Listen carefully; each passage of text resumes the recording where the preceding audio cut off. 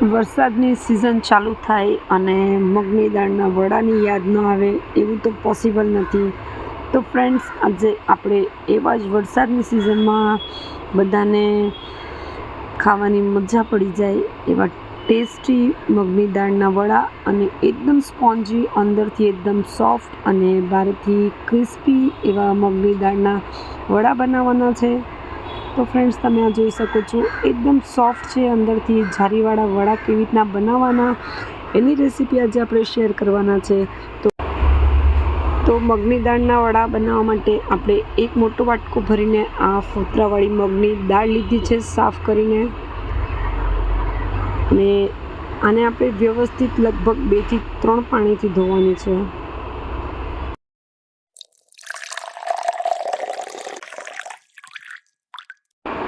વ્યવસ્થિત 2 થી 3 પાણીથી એકદમ ધોઈ અને એને એકદમ ક્લિયર કરી લેવાની છે, જેથી એના પર લાગેલા ડસ્ટ બધાય નીકળી જાય. તમે આ જોઈ શકો છો, એકદમ વ્યવસ્થિત આપણે ચોળીને દાળ ધોવાની છે, જેથી જે પણ રજકણ નીકળ્યા હોય બધાય સાફ થઈ જાય.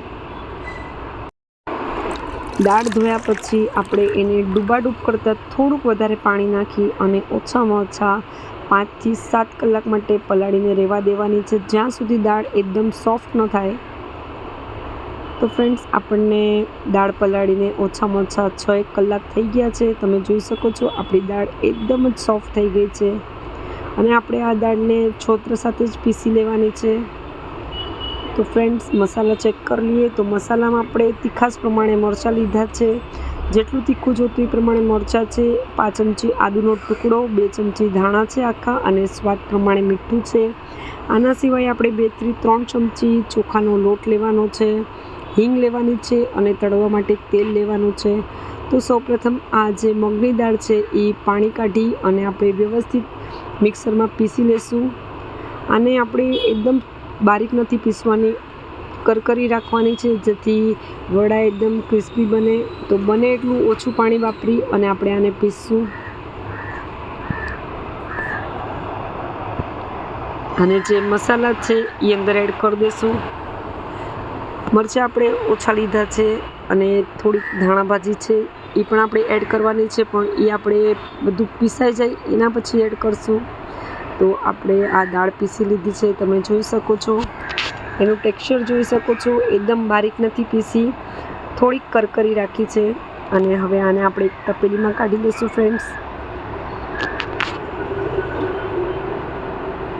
અને આવી રીતે જ આપણે બધી દાળ પીસી લેવાની છે. તો ફ્રેન્ડ્સ, આપણી બધી દાળ પીસાઈને એકદમ જ રેડી થઈ ગઈ છે. તો આને આપણે મોટા વાસણમાં કાઢી લેવાની છે. તો ફ્રેન્ડ્સ, તમે જોઈ શકો છો, એકદમ બારીક પેસ્ટ જેવું નથી કર્યું, આપણે થોડીક અધકચરી રાખી છે. અને આ તમે ચેક કરી શકો છો, કરકરી બને એ પ્રમાણે આપણે પીસવાની છે. હવે એની અંદર આપણે 2 થી 3 ચમચી ચોખાનો લોટ એડ કરશું. ચોખાનો લોટ અવેલેબલ ન હોય તો જ્યારે આપણે દાળ પલાળીએ છીએ ત્યારે થોડાક ચોખા સાથે પલાળી દેવાના.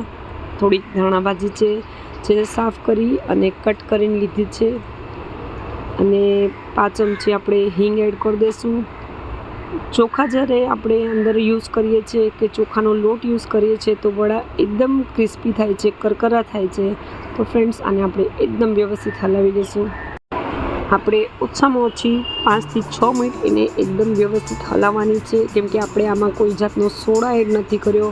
હલાવીને મિશ્રણ એકદમ હલકું બને ત્યાં સુધી આપણે એને ફેટવાનું છે. અને એક કઢાઈમાં આપણે તેલ ગરમ મૂકી દીધું છે. આપણે આ મગની દાળમાં કોઈ જાતનો સોડા એડ નથી કર્યો, એટલે મિશ્રણ આપણે એકદમ વ્યવસ્થિત હલાવી લેવાનું, જેથી વડા આપણા પોચા અને જારીદાર બને. તો ફ્રેન્ડ્સ, થોડું થોડું કરી અને આપણે મિશ્રણ તેલમાં ઉતારતા જશું. જે સાઈઝના આપણને વડા જોતા હોય એ સાઈઝના વડા આપણે તેલમાં ઉતારતા જશું.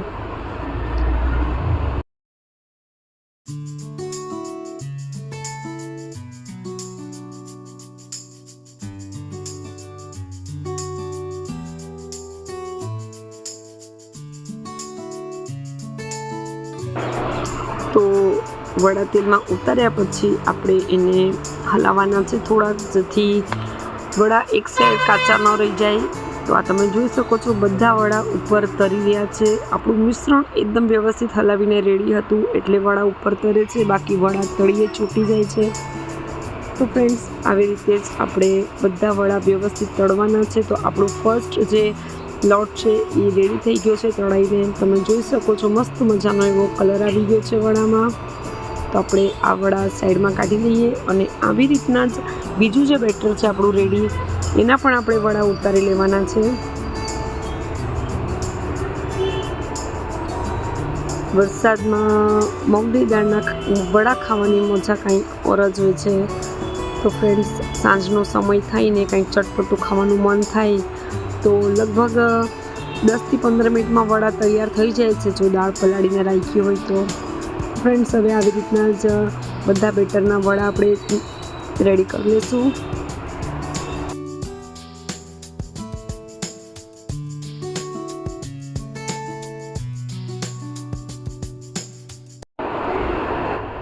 તો ફ્રેન્ડ્સ, આ તમે જોઈ શકો છો મસ્ત મજાના વડા આપણા તળાઈ રહ્યા છે. એકદમ ગોલ્ડન જેવો કલર આવી ગયો છે.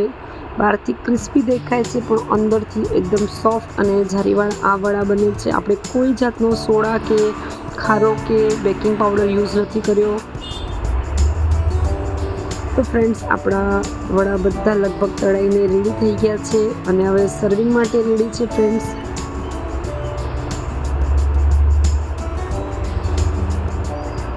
તો ફ્રેન્ડ્સ, વડા વ્યવસ્થિત ઉતારી અને હવે પ્લેટિંગ કરી લઈએ.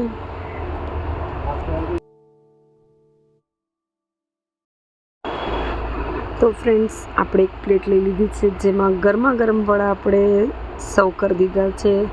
જોતાની સાથે ખાવાનું મન થઈ જાય એવા મસ્ત મજાના મગની દાળના વડા આપણે મરચાં, સોસ અને તીખી ચટણી સાથે સર્વ કરવાના છે. તો આ તમે જોઈ શકો છો તળીને મરચાં આપણે સાથે સર્વ કર્યા છે અને એની હારોહાર તીખી ચટણી અને સોસ સર્વ કર્યું છે.